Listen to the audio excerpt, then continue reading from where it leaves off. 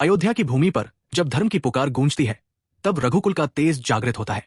पिछले एपिसोड में हमने देखा, राजा दशरथ ने अपने हृदय को कठोर किया और माता कौशल्या, सुमित्रा, कैकेयी ने अश्रुओं में आशीर्वाद की शक्ति भरकर अपने पुत्रों को ऋषि विश्वामित्र के साथ विदा किया।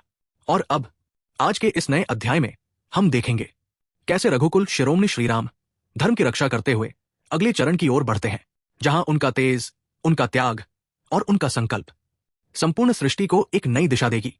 वे दोनों राजकुमार राम और लक्ष्मण न केवल राजवंश के उत्तराधिकारी थे, बल्कि धर्म के रक्षक भी। पुरुषों में सिंह, करुणा के सागर, संकल्प में अडिग। वे ऋषि के भय को हरने के लिए प्रसन्नतापूर्वक आगे बढ़े। भगवान राम की आंखें हल्की लाल थी, जैसे धर्म का जागृत संकल्प। वक्षस्थल विशाल था, भुजाएं लंबी, उनका श्यामवर्ण शरीर नीलकमल या तमाल वृक्ष के समान शोभायमान था। पीले वस्त्र से कमर बंधी थी, पीठ पर सुंदर तरकश था और हाथों में धनुष बाण सुशोभित थे। लक्ष्मण गौरवर्ण, तेजस्वी, अपने भ्राता के चरणों में समर्पित, जैसे चंद्रमा की शीतलता सूर्य की आभा को पूरक बनाती है। ऋषि विश्वामित्र ने जब इन दो बालकों को देखा तो उनका हृदय पुलकित हो उठा। उन्होंने मन ही मन कहा, अब मुझे ज्ञात हो गया, प्रभु ब्राह्मणों के भक्त है। मेरे लिए उन्होंने पिता तक को छोड़ दिया। ये कोई साधारण बालक नहीं, स्वयं धर्म का अवतार है। मार्ग में उन्होंने एक राक्षसी ताड़का की ओर संकेत किया। जैसे ही उसने राजकुमारों की आवाज सुनी, वो क्रोध में दौड़ी। उसकी आंखों में हिंसा थी, स्वर में घृणा और गति में विध्वंस। पर श्रीराम ने एक ही बाण से उसका अंत कर दिया और करुणा भाव से उसे दिव्य पद प्रदान किया। यह था धर्म का पहला प्रहार, जहां हिंसा का अंत करुणा से हुआ। इसके बाद ऋषि विश्वामित्र ने प्रभु को दिव्य ज्ञान प्रदान किया, ऐसे मंत्र जिनसे उन्हें भूख प्यास नहीं सताती, शरीर में अद्वितीय बल और तेज उत्पन्न होता। उन्होंने उन्हें सभी प्रकार के अस्त्र शस्त्र प्रदान किए, अग्निबाण, वायुबाण, नागबाण, और अपने आश्रम ले जाकर श्रद्धा से कंदमूल फल अर्पित किए, क्योंकि उन्होंने प्रभु में अपना परम मित्र देखा, एक ऐसा रक्षक जो केवल युद्ध नहीं करते बल्कि प्रेम भी करते हैं। प्रातःकाल प्रभु राम ने ऋषियों से कहे, अब आप निसंकोच यज्ञ संपन्न करें, कोई विघ्न नहीं आएगा। ऋषियों ने यज्ञ प्रारंभ किया। मंत्रों की गूंज, अग्नि की लपटें और आकाश में देवताओं की दृष्टि। पर अधर्म को यह स्वीकार नहीं था।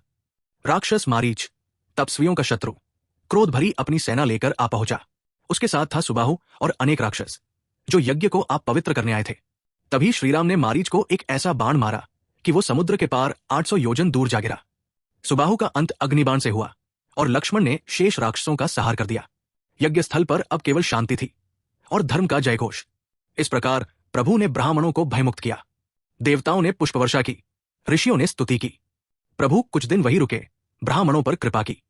यद्यपि वे सर्वज्ञ थे, फिर भी ब्राह्मणों ने भक्ति भाव से उन्हें पुराणों की कथाएं सुनाई, क्योंकि जब धर्म स्वयं श्रोता बनता है तो भक्ति की गाथा अमर हो जाती है। और इस प्रकार धर्म की रक्षा के लिए रघुकुल शिरोमणि श्रीराम ने अपने प्रथम युद्ध में अधर्म को परास्त किया। ताड़का का अंत करुणा से हुआ, मारीच और सुबाहु का संहार धर्म के तेज से, और यज्ञ स्थल पर गूंज उठा मंत्रों का मंगल स्वर। ऋषियों के भय का अंत हुआ, देवताओं ने पुष्प वर्षा की, और श्रीराम, जो सब जानते थे, फिर भी विनम्र श्रोता बनकर पुराणों की गाथाएं सुनते रहे, क्योंकि जब धर्म स्वयं श्रोता बनता है तो भक्ति की गाथा अमर हो जाती है। आप देख रहे थे सफरनामा विद पोर्ट्रेट मेकर, जहां हर कथा सिर्फ कहानी नहीं होती, बल्कि एक भाव, एक चित्र और एक यात्रा होती है। अगर आपको यह अध्याय पसंद आया हो तो कमेंट में अपने विचार साझा करें, लाइक करें और सब्सक्राइब करें, ताकि अगला अध्याय आपसे दूर न हो। अगले एपिसोड में हम चलेंगे उस दिशा की ओर जहां श्रीराम का तेज और तप एक नए संकल्प की ओर बढ़ता है। जय श्री राम।